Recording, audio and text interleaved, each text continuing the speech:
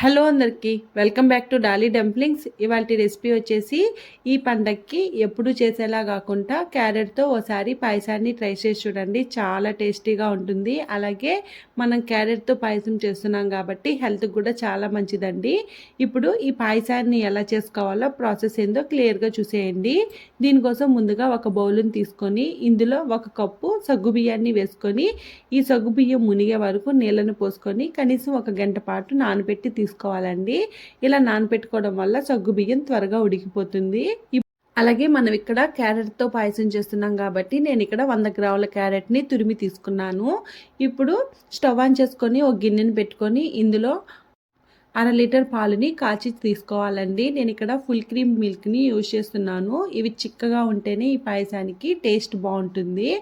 ఇప్పుడు మంటని medium to లో ఫ్లేమ్లోకి అడ్జస్ట్ చేసుకుంటూ ఈ పాలని బాగా మరగనివ్వాలి. ఇందులో నేను వాటర్ ఏమీ యాడ్ చేయలేదండి.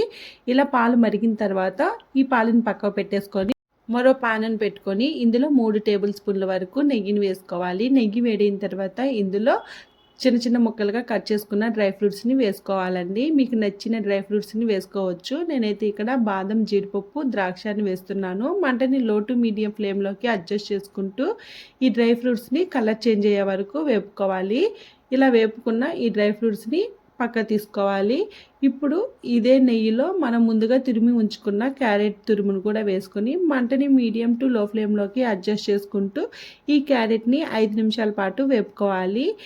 ఇలా క్యారెట్లో నుండి పచ్చి వాసన పోయే వరకు మధ్యలో కలుపుతూ వేపుకోవాలండి. మీరు కంటిన్యూస్గా కలపకపోతే క్యారెట్ తురుము మాడిపోయే ఛాన్సెస్ ఉంటుంది. క్యారెట్ తురుము ఇంతే తీసుకోవాలని ఏం లేదండి. మీకు ఎంత క్వాంటిటీ కావాలో దానికి తగ్గట్టు క్యారెట్ తురుముని తీసుకోవచ్చు.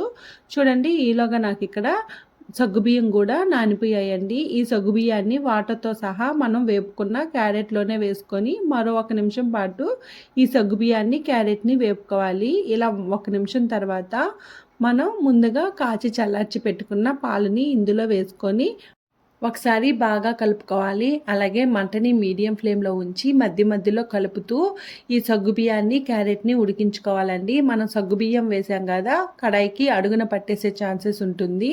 దానికోసమే మధ్యలో కలుపుతూ ఉడికించుకోవాలి. ఈ సగ్గుబియ్యం బాగా ట్రాన్స్పరెంట్గా అయ్యే వరకు ఉడికించుకోవాలి. మనం ఇక్కడ సగ్గుబియ్యాన్ని నానబెట్టి తీసుకున్నాం కాబట్టి నాకైతే ఇక్కడ 7 మినిట్స్ లోపే సగ్గుబియ్యం అనేది ఉడికిపోయింది. ఇలా ఉడికిన తర్వాత మాత్రమే షుగర్ని యాడ్ చేసుకోవాలి. మీరు సగ్గుబియ్యం ఉడికిందో లేదో ఒకసారి చేత్తో సగ్గుబియ్యాన్ని తీసి మ్యాష్ చేసి చూడండి. ఉడికిపోతే షుగర్ని 1/4 కప్పు వరకు యాడ్ చేసుకోవాలి. సగ్గుబియ్యం ఉడక ముందు షుగర్ని అస్సలకి యాడ్ చేయకూడదండి. ఇలా షుగర్ని యాడ్ చేసిన తర్వాత ఒకసారి బాగా మిక్స్ చేసుకోవాలి. నేను తీసుకున్న క్వాంటిటీ అయితే కరెక్ట్గా షుగర్ అనేది సరిపోయిందండి. మీకు తీపి ఎక్కువ తినాలనుకుంటే షుగర్ని అడ్జస్ట్ చేసుకోవాలి. అలాగే ఇందులో 2 టేబుల్ స్పూన్ల వరకు కండెన్సర్ మిల్క్ని వేసుకొని ఒకసారి బాగా మిక్స్ చేసుకోవాలి. ఇప్పుడు ఇందులో 1 టేబుల్ స్పూను ఇలాచీ పౌడర్, అలాగే మనం ముందుగా వేయించి పక్కన పెట్టుకున్న డ్రై ఫ్రూట్స్ని కూడా వేసుకొని ఒకసారి బాగా మిక్స్ చేసుకోవాలి. చూడండి, ఈ పాయసం కన్సిస్టెన్సీ అనేది ఈ విధంగా ఉండాలి. ఇది చల్లారిన తర్వాత మరి కాస్త గట్టి పడుతుందండి. అంతేనండి, ఇంకా స్టవ్ ఆఫ్ చేసేసుకొని దీన్ని వేడివేడిగా సర్వ్ చేసుకోవడమే. చల్లగా సర్వ్ చేసుకున్నా చాలా బాగుంటుంది, వేడిగా సర్వ్ చేసుకున్నా కూడా చాలా బాగుంటుంది. ఇంకా ఈ పాయసంలో 1 టేబుల్ స్పూన్ వరకు నెయ్యిని కూడా వేసుకోవచ్చండి. టేస్ట్ అయితే ఇంకా బాగుంటుంది.